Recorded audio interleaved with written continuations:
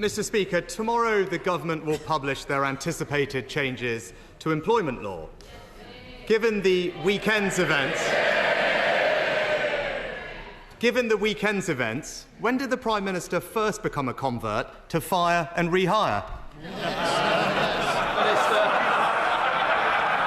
Well, I'm very pleased and proud that tomorrow we will publish the bill which will be the biggest upgrade of workers' rights in a generation.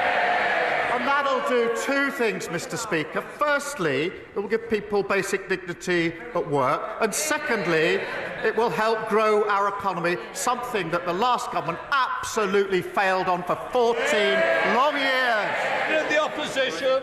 Well, Mr. Speaker, when he talks about security at work, once again, it's one rule for him and another rule for everyone else. But I know that not everything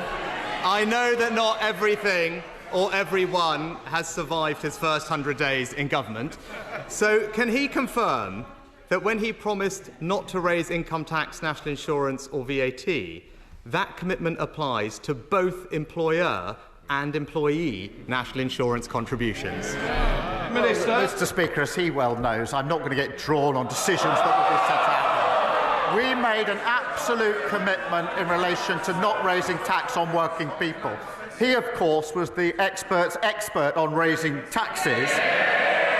And what did we get in return for it? We got a broken economy, broken public services, and a £22 billion black hole in the economy. We're here to stabilise the economy, and we will do so. Leader of the opposition. Mr. Speaker, I don't think even Lord Alli is buying any of that nonsense.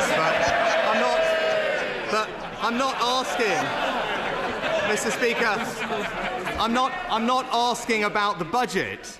I'm not asking about the budget. I'm asking specifically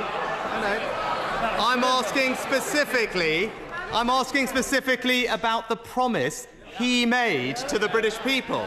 So let me ask him again, just to clarify his own promise. Does his commitment not to raise national insurance apply to both employee and employer national insurance contributions? We set out our promises in our manifesto. We returned with a huge majority to change the country for the better. And I stick to my promises in the manifesto. But I notice it's question 3, and it hasn't yet welcomed the investment into this country. We've had in recent months £8 billion from Amazon for jobs across the country, £10 billion from Blackstone's jobs across the North East, £22 billion on carbon capture jobs in the North East and the North West, 500 million, Mr. Speaker, for UK buses in Northern Ireland. While we're investing in our economy, what are they doing? They're arguing about whether to scrap maternity pay. Leader of the opposition. Mr. Speaker, I'm very happy to welcome investments that this government negotiated, but when it comes to his answer on tax, Mr. Speaker, businesses across the country would have found his answer just about as reassuring as Sue Gray did when he promised to protect her job, Mr. Speaker. So let me turn. It's no wonder confidence is plummeting on his watch, which he didn't mention.